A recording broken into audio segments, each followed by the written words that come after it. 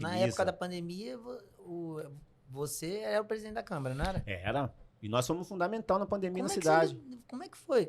Como é que você lidou com a pandemia, presidente da Câmara, aquele monte de racionamento e gente ficando em casa? Como é que foi aquilo ali, cara? A Câmara aí tive outra coisa legal que nós criamos também hoje está muito mais nas câmaras todas, né?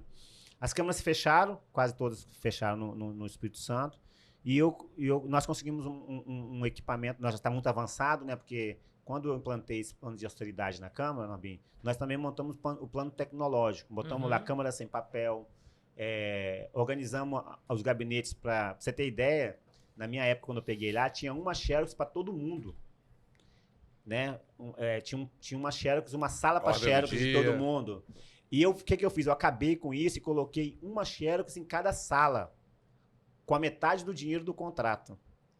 Ainda coloquei frigobar, dei a cafeteira.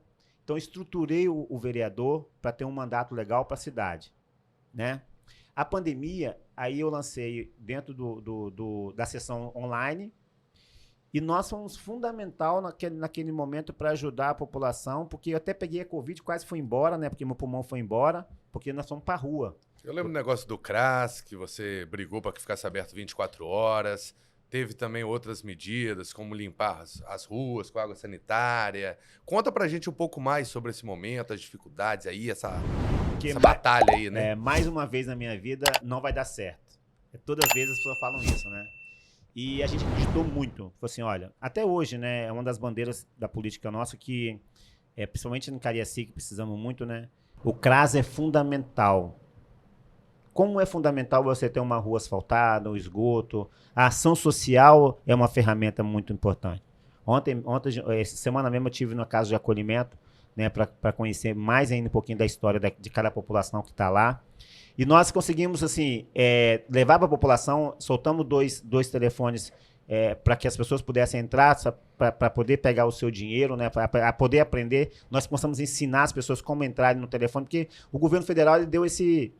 Posso dizer que ele deu eles deram um número, deram um site, mas não ensinaram as pessoas como entrar dentro do site. Sim. Aí como é que você vai? As pessoas mais vulneráveis não tinham esse entendimento. E nós entramos dentro desse processo, o gabinete, a Câmara toda, para poder atender a população. E graças a Deus, Cariacica foi uma das cidades mais bem assistidas dentro da pandemia, com relação ao poder público, né? Fizemos projetos para poder limpar, demos segurança à população com relação também, a isso. Né? A máscara, todo dia a gente fazia uma live falando um pouquinho, trazemos como é que as pessoas estavam se organizando, porque foi tudo muito difícil para todo mundo naquele momento, ninguém sabia como lidar. Nunca tinha passado por isso. Por aquilo, então a gente precisaria, e com isso eu peguei Covid logo no começo, né, com 6, 8 meses, aí passei uma fase difícil, porque eu achei que eu não voltaria. A Covid te pegou pelo pé legal? Mas quem tem um chamado de Deus e tem responsabilidade, você não, pera aí, César, você precisa contribuir mais ainda. Ficou quanto tempo internado, César? Fiquei acho que 2 meses internado. Caramba. Pulmão foi quase todo embora.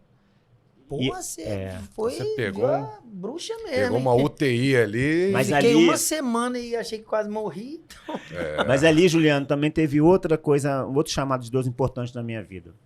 Dentro daquela UTI, vendo aquelas pessoas com medo de encostar em mim, né, porque era tudo muito novo, então as pessoas tinham máscara, tinham tudo. Eu fiz uma reflexão muito forte na minha vida. E ali eu saí daquela Covid com um novo pensamento de viver. Deus me deu mais uma oportunidade de ver vida diferente. E a partir daquele dia, daquela experiência que eu tive, eu comecei a mudar o meu comportamento, né, mental. E aí passei para mais uma fase da vida de que me fez muito bem, muito bem.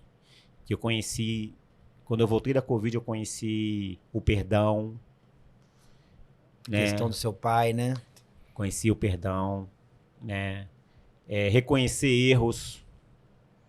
Comecei a olhar para minhas filhas que elas queriam muito mais que um pai organizacional, que levasse uma coisa para casa, que se preocupasse com o futuro delas, mas que elas queriam o pai mais presente.